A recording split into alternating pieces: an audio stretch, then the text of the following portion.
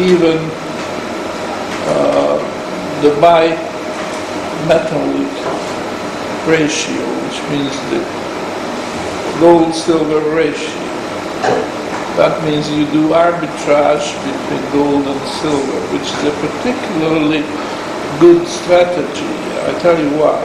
Because for no length of time are you fully invested in cash, whereas if you do just gold speculation, outright gold speculation, then when you expect the gold price to fall, you sell all the gold you have.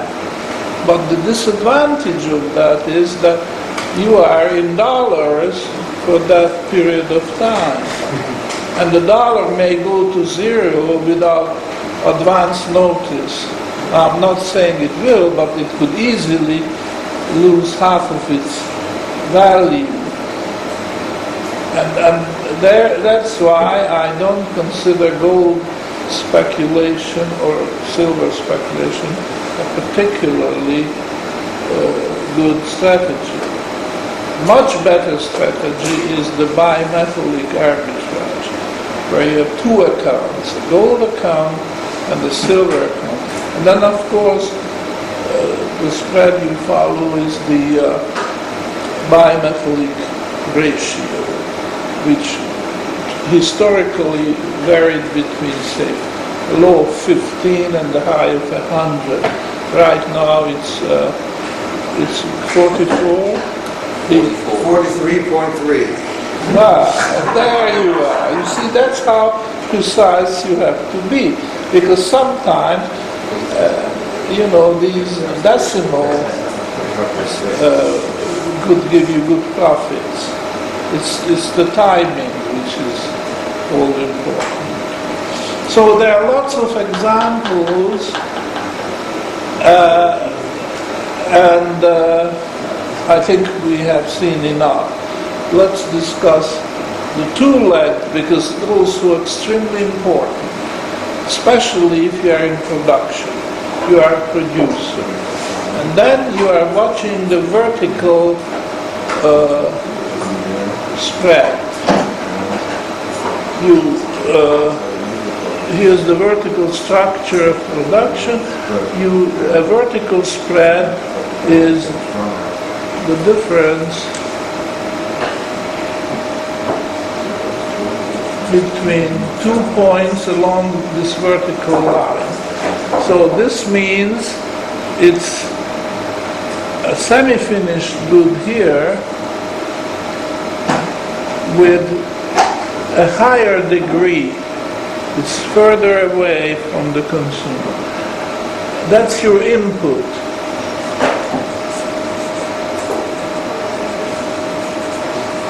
You buy your ingredients and that's your input. And then you are producing something which is your output. And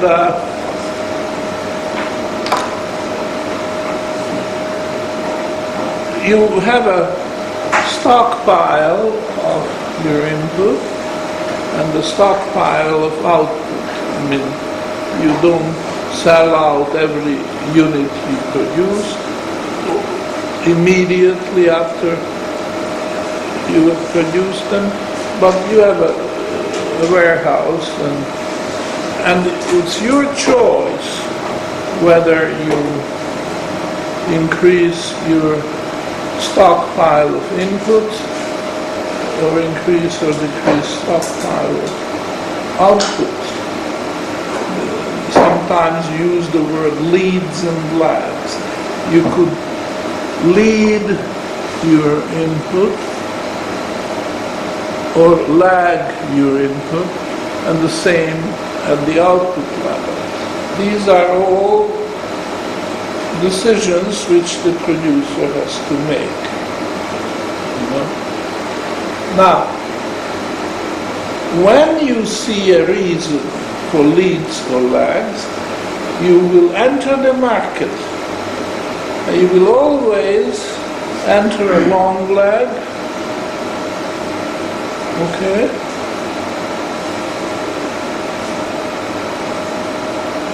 Well, I shouldn't say always, but you enter, say, a long leg and delay the short leg here.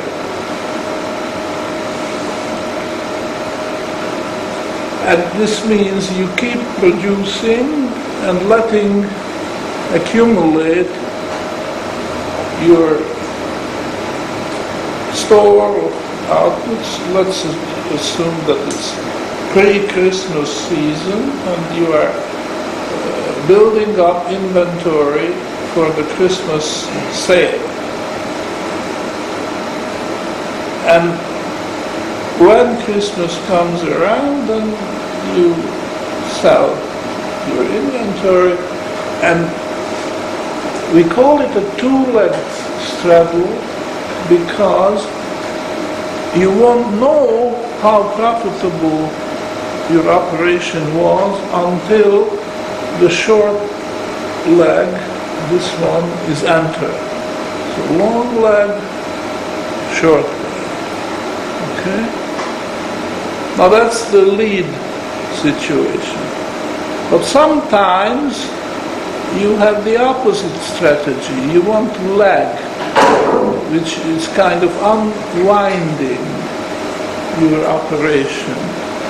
For example, it looked very good for some before a recession hit the economy. So you were confident and built up your inventory of inputs, and then of course it followed with an increasing interval of the output. And then all of a sudden the recession hits the economy, so you realize, perhaps you are the first to realize, that you have been too optimistic. And then you have to have a lag, which means you keep adding these straddles at a reduced rate, which might even mean that you have a short leg here and you are pushing your output because you know that the recession is coming, so you better better reduce your inventory of the output. So it also occurs, the other type of straddle, that you are short on the higher order good and you are long, long the output, which is the lower order. Okay. Now, this is, there's a terrific scope here for further analysis, and you will find that in actual practice they all occur. But for the sake of keeping it simple, I think these four types of straddles are indicative of the. Now we come to this point, which I think at an earlier lecture I already touched, but this is where it properly belongs.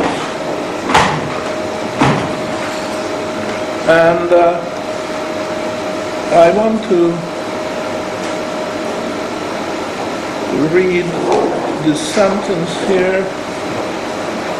Formation of the asked price. It follows the one-legged straddles in your handout. So please find it and follow. I'm reading.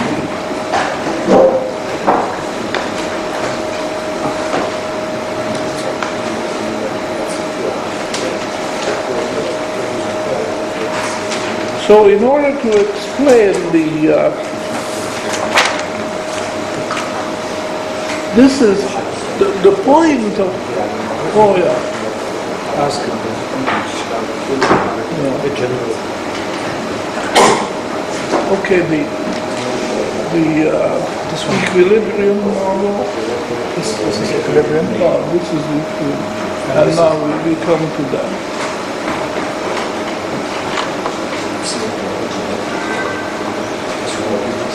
The point of this, which I want to emphasize for you to see, in order to understand why we have to talk about it, because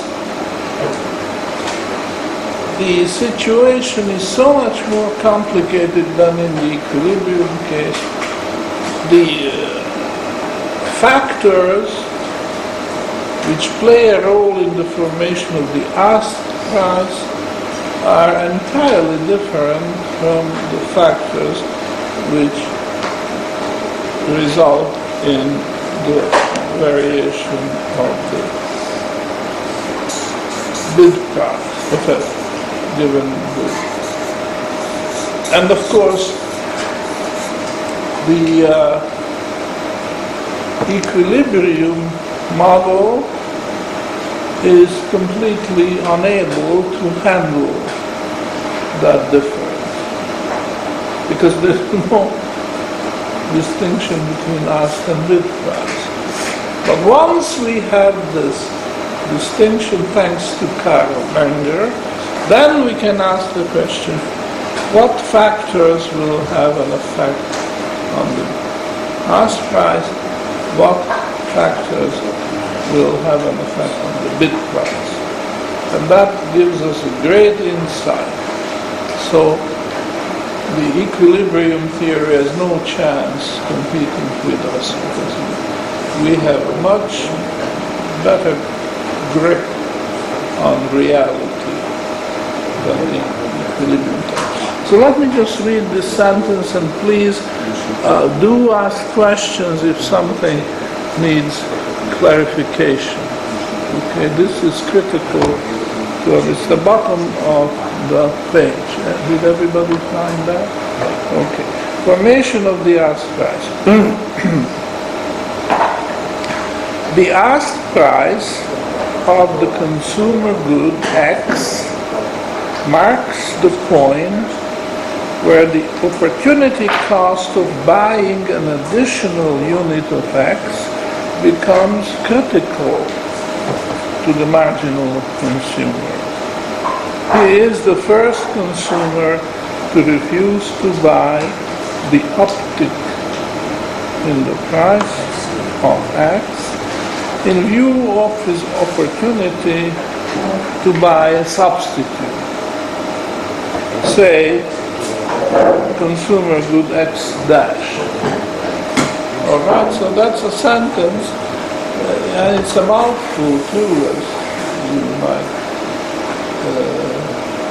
remark, because there are these words: opportunity, cost, uptick, and so on. So let's open the floor to questions.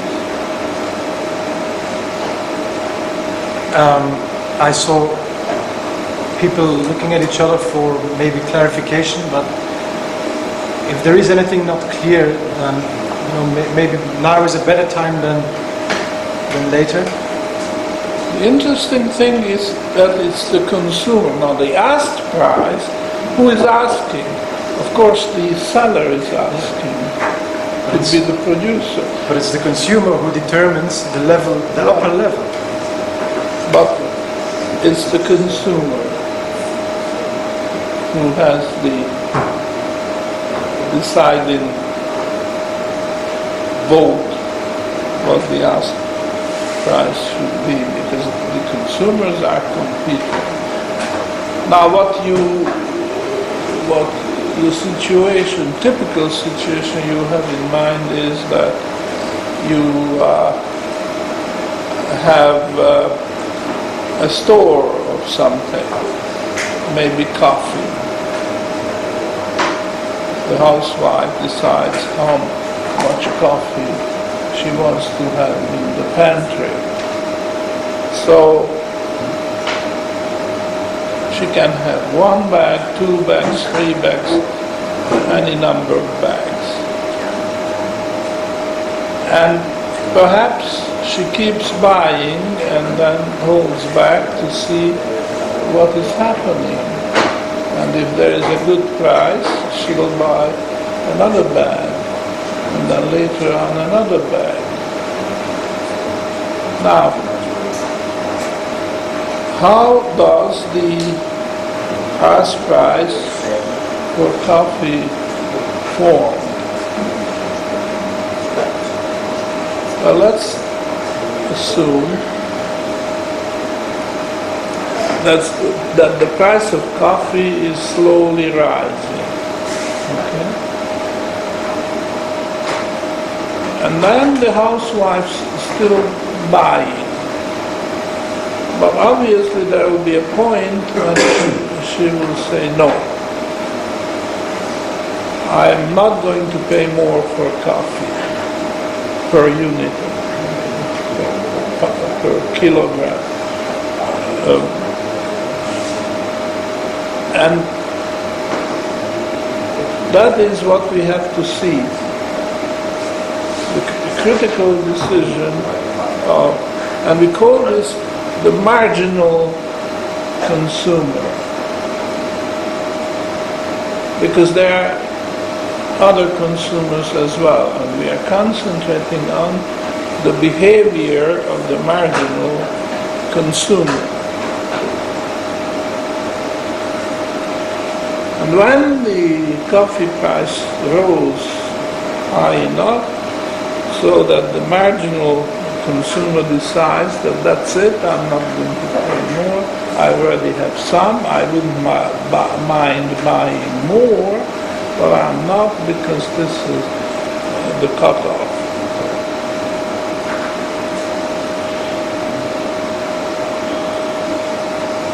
Or she can buy a substitute, or she can just stay out of the coffee market. So this is the insight which gives us the picture about the ask price of the coffee. It's a kind of maximal price which is still acceptable to the consumer. Now,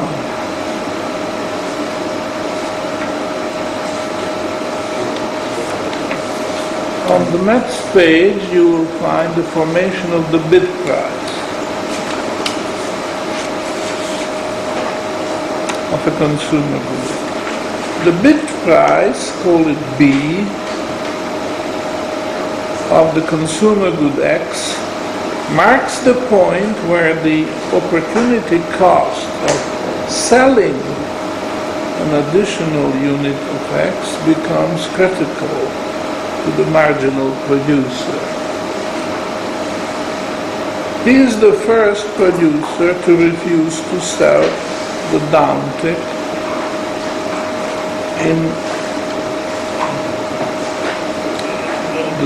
in the price of X in view of his opportunity to refuse to buy the producer good,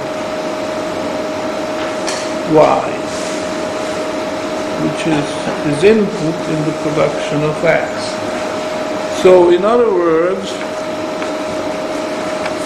when in the previous example it was the formation of the ask price, there was this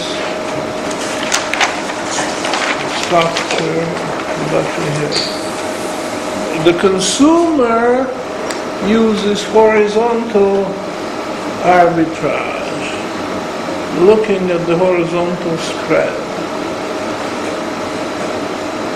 And that's the action behind the determination of the ask price.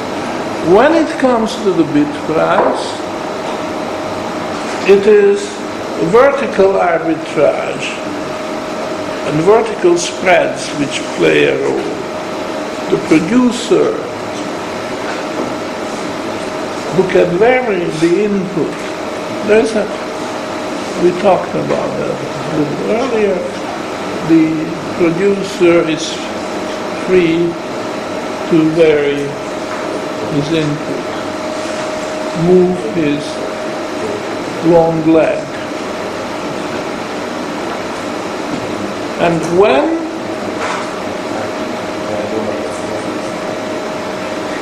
he finds this critical point, the critical point where he is forced to sell at a lower price, and he says, no, that's it. He is not going to buy at a lower price. At that point, you have the bid price. No question? No? Any questions? Now here we come to my famous Which one? just a blank.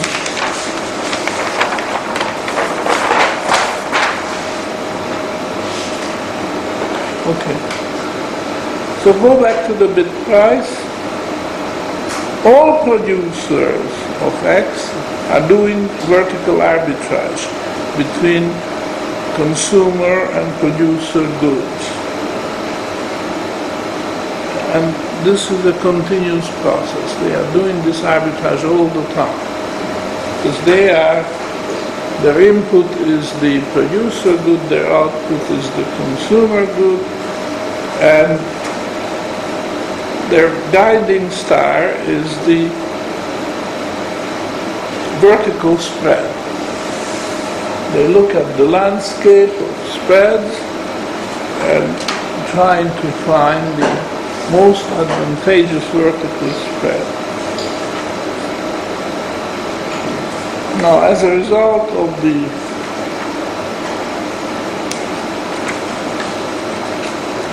I'm looking at the wrong thing.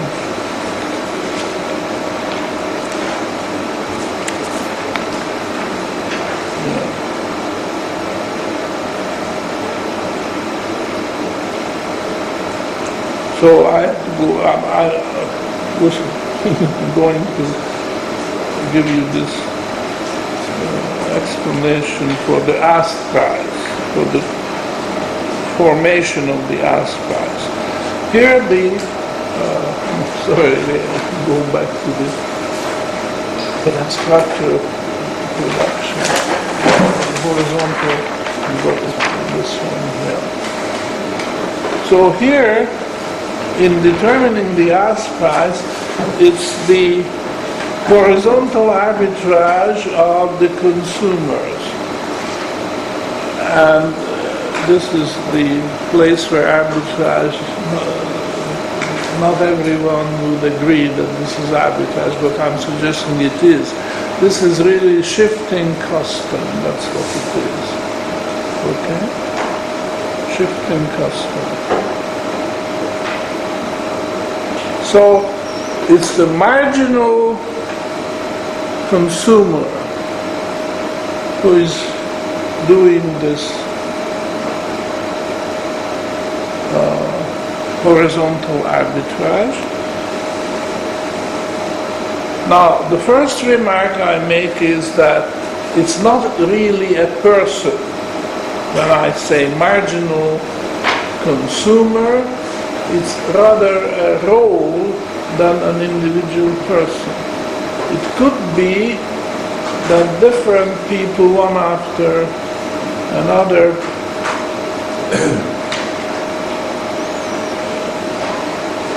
play that role. So at this moment I am the marginal consumer, and 10 minutes later you, and so on. And sometimes it varies very quickly, sometimes very slowly. Regardless whether it's quick or slow, there is such a role. So when I say marginal consumer, I'm ignoring that it's really different persons. So I'm talking about the role. And this marginal consumer I represent as a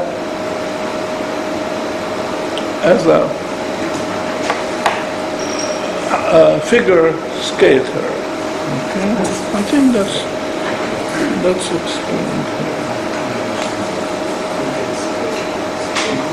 So let me just read this. Of course, the person of the marginal consumer and the item X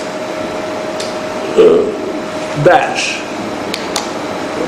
which is shifting from one particular good to another horizontal, using horizontal arbitrage to another good. So this is X, it's fixed. But X dash, the alternative, can be many other at the same level. Okay? And the marginal consumer, I assume, is a figure skater. And the figure skater has a long leg and a short leg. And as it is,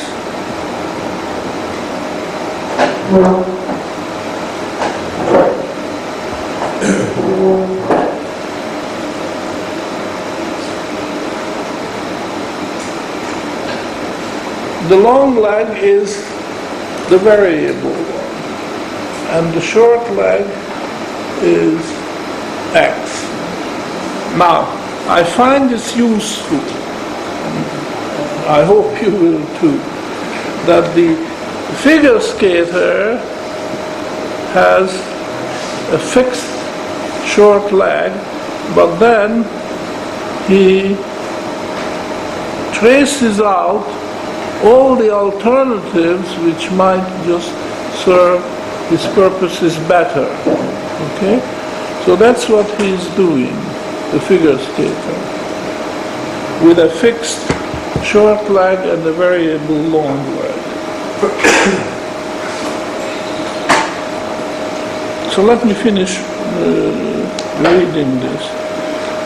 Whenever another consumer takes over the role from the first, another one will be the marginal, the item X double dash he substitutes for X may well be different from X dash. And over a period of time, when the price of X is undergoing change, hundreds of different people may, one after the other, play the role of the marginal consumer of X, while X dash sweeps through, that's the long leg, sweeps through the spectrum of all possible substitutes for X. This picture can be simplified if we personify the marginal consumer of X and think of him as a figure skater skating in the rink of consumer goods. His long leg is anchored to X. Why did I say short?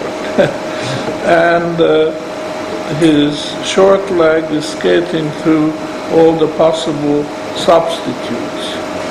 This then is the mechanism whereby the market integrates the fragmented knowledge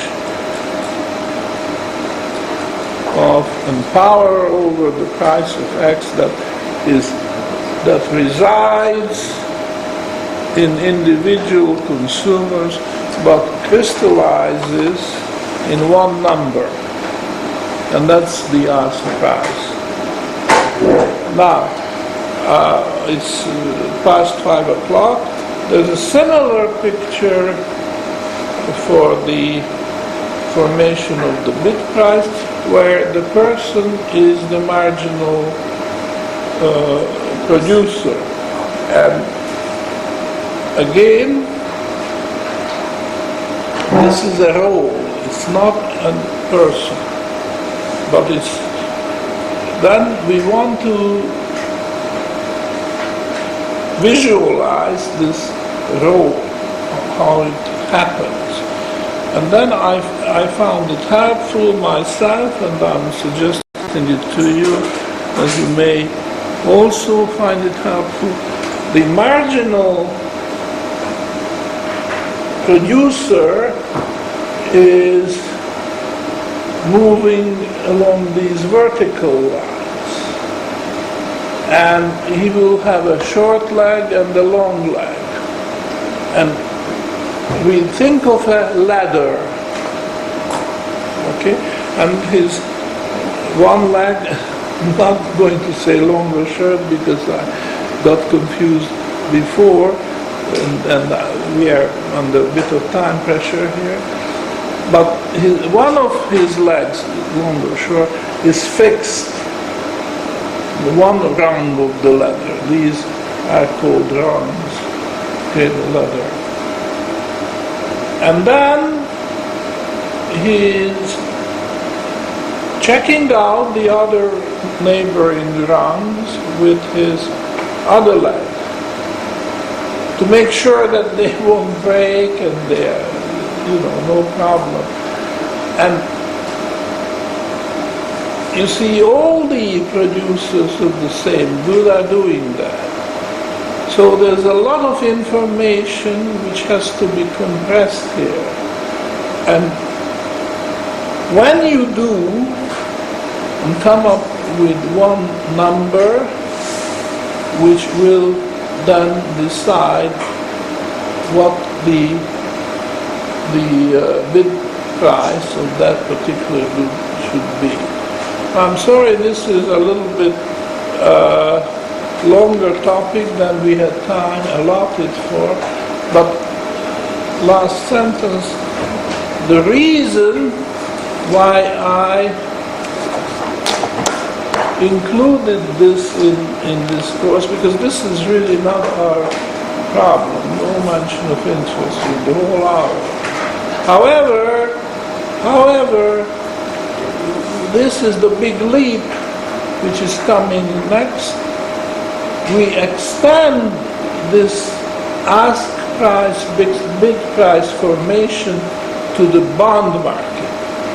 And when we do, this is a huge leap which will solve the problem of this war between the time preference.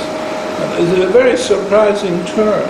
But that's why we had to go through this, because we are going to apply this to the bond market, and that will give us very rich dividends. So with this I close and won't come back to this topic, but you might want to read it. I recommend it. It's not an easy reading. You probably have to read it several times, but it's very beneficial. So with this I finish for today. Thank you, Professor. Thank you.